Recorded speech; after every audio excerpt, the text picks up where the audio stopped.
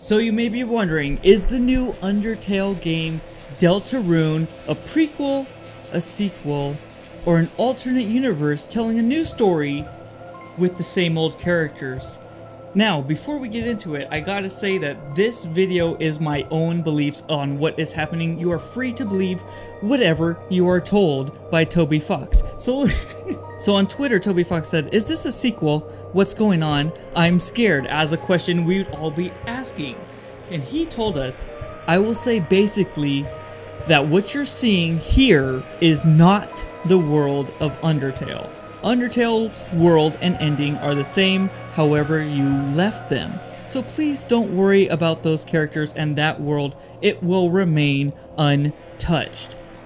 To rephrase that, Deltarune's world is a different one, with different characters that have lived different lives. A whole new story will happen.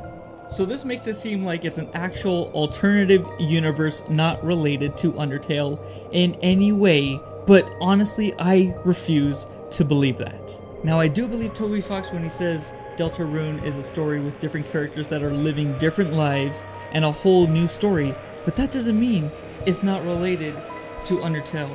Now there are a couple interesting reasons why I think it's worth looking into Deltarune and how it's related to Undertale.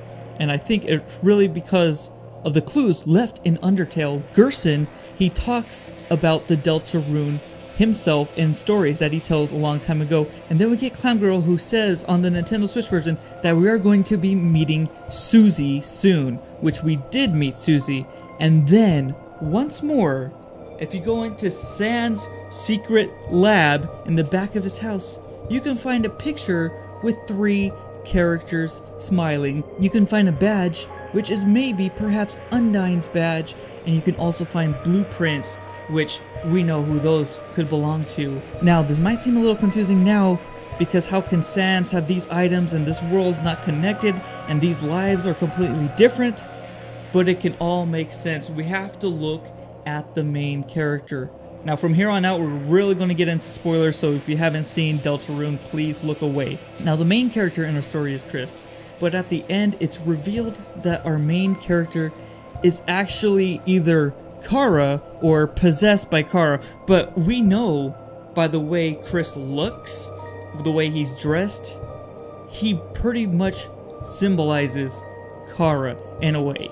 So you could say that the main character of Deltarune is Kara. Now this is extremely important to this theory because I believe this entire game revolves around Kara. There's so many similarities in the original Undertale with Kara's character and this story, how Kara was friends with Asriel, who looks exactly like Ralsei in this game, and also how Clam Girl mentions that Susie could have been friends with Frisk because Susie was about Frisk's age and Frisk is about Kara's age. So basically Clam Girl is saying Susie could have been Kara's friend. So we have 3 main characters, Kara, Susie, and Asriel, that were best friends in Undertale and also perhaps best friends in Deltarune. But why is it that all these characters don't remember anything? If I'm saying that this game is connected to Undertale and not exactly an alternate universe, why doesn't Undyne remember Alphys as if it's never happened? Undyne doesn't have the eye patch. We have different elements of the story where Asriel is going to college, where Gerson has grown old and died. Things that should happen in the future or haven't even happened yet in the actual Undertale timeline. So why is it happening in Deltarune? Because I believe this entire story is stuck in a purgatory state. The entire story is Kara's story after Kara dies. That's right, I believe everything we are playing in the overworld of Deltarune is in Kara's purgatory. After they are buried underground beneath the flower bed, they have that little bit of determination left, keeping themselves barely alive in this purgatory state between heaven and hell. This might seem a little confusing, but it is going to make sense. There is dialogue that was pulled from Deltarune that wasn't actually used. It was data mined, and this is the dialogue. Where am I? Hello? Anyone? Is there anyone out there? Someone? Anyone?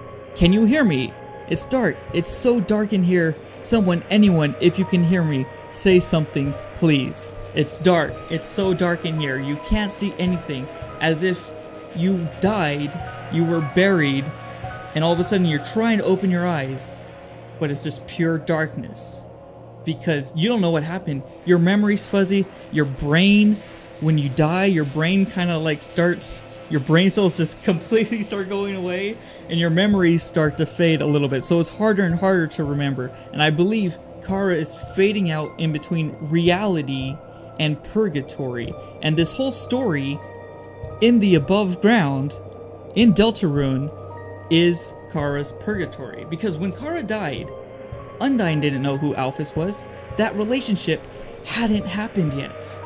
Walking around the town, you see monsters mention that you are the only human that they've seen. Because of the time of Kara's death, they were actually the only human that had fallen underground. So that's all that Kara knows. They don't know that humans were falling down underground after Kara's death. Because how would Kara know that? They're dead. So everything in his upper world is continuing how Kara wanted it to be when they died. So the time passing in Deltarune isn't actually passing in Undertale, but rather passing in Kara's purgatory, where Kara is stuck in between time and space, living a life. Probably 8 years have passed in this purgatory world, where no time has passed in the outside world. And Kara thinks everything is just the way they were, just 8 years in time. Alphys still doesn't know who Undyne is, but Alphys became a teacher, Undyne became a police officer, and time is passing on. Gerson passes away in Kara's purgatory because 8 years have passed in time from the point of Kara's death. Nothing that happened after Kara's death would appear in this world because Kara knows nothing about it. So when we go into the closet of the school with Chris and Susie, which represents Kara and Susie from the original that we never actually got to see, we go into this imaginary land deep underground, and we get a cutscene that talks about a legend. A legend, you could say, is a story that might mostly be true, but since it's so long ago, details could have been changed. Things could be different. Legend is capitalized because Toby Fox wants us to know that this is a story similar to what has actually happened, but may not be what has actually happened.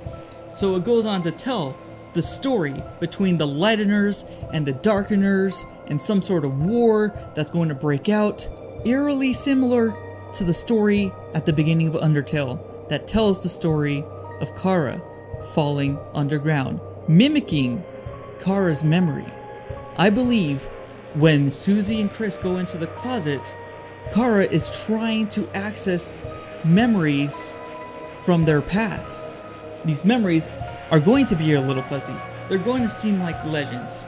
But I think that when we're underground in this new world with new menu system, unlike the one that we have when we're above ground, that we are trying to access Kara's old memories. We have Azriel, Susie, and Kara going on this journey that I think this story that's going to be told through this style is going to represent, in a way, Kara's untold story from Undertale.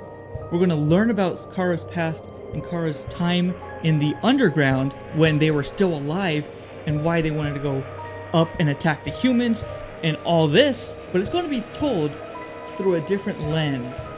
So we have the above ground representing Kara's purgatory state where time is advancing from a point of where Kara died, and we have a second part of Deltarune where we're playing through Kara's old memories told in a slightly different way. Now to me this explains a lot, but we still have this hatch that appears at the south of town, and I believe because Kara is in this purgatory state, in between time and space that this hatch kind of leads to the void. You can hear Gaster's voice coming through the cell phone when you're trying to access this really deep memories of Kara. You go next to the hatch and you can hear what sounds like the void. I believe in some way Kara in this purgatory is going to eventually have access to the void. Might actually meet Gaster and have Gaster maybe somehow send Kara back into reality. Maybe that's when we see Kara at the end of the genocide run. I'm not sure. I also believe that Sans, having just arrived in this purgatory world and arrived in the regular Undertale world, he is transferring through the machine. That's how he was able to get Undyne's badge. Sans was able to enter Kara's purgatory state, see this world, get Undyne's badge, get the blueprints, and get this photo of these three beings, Azrael, Susie, and Kara, and take them back into the Undertale world, because Sans was the one that slipped through into Kara's purgatory, was able to see everything that was going on, and then he came back into his normal world of Undertale. So that's pretty much my theory. That's actually what I think is happening. We are living in Kara's purgatory, trying to access Kara's old memories, and we're going to learn a little bit more about Chris, or should I say Kara, and how they're struggling with determination and is pulling them out from death into reality. We obviously need to play the rest of the chapters to get a lot more solid information. But as of right now, I think this is what's actually going on. I don't think it would be a smart idea for Toby Fox just to create a brand new game with just the same characters but a brand new story that's completely unrelated. Toby Fox had this planned for years now, for ever since he actually released the original Undertale. He had plans to make Deltarune, and Deltarune is mentioned in the actual Undertale, so it has to be related, especially if Clam Girl, who is a Gaster follower, and they know this kind of space in between space, maybe where Kara is being, I really think Deltarune is related to Undertale. It is living a separate story. These characters are living different lives because they're living this purgatory life in Kara's mind. So they are new characters, but they're the same characters. To me it all makes sense. Feel free to add to this theory if you want in the comments, or to say, hey, maybe it's not that because of this. I don't know. You can believe it's a alternate universe if you want. We're not going to see chapters 2, 3, 4, 5, 6, 7, and whatever else for a few years. Toby Fox says he's going to release them all at the same time, so we have a lot of time to talk about it. But this really struck me like this has to be it. We have to be living Kara's story. We are going to learn about Kara through these memories, kind of a little bit twisted. It won't be exactly what happened, but it will be similar, you know, lighteners, darkeners, humans, monsters in a way, fighting together. To me, it makes sense. Hopefully you enjoyed this theory. Hopefully you liked it, because it's kind of personal to me. I think I came up with it. But anyways, thank you all so much for watching. Thanks for out.